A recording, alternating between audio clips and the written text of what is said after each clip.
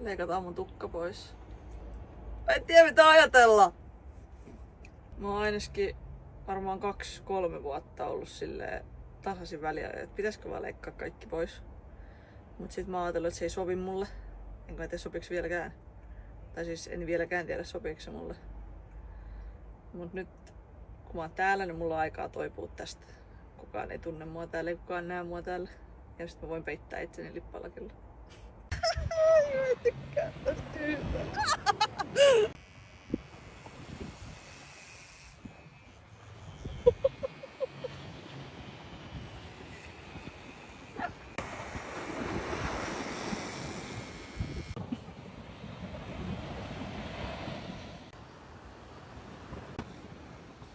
Niin munapää ollut.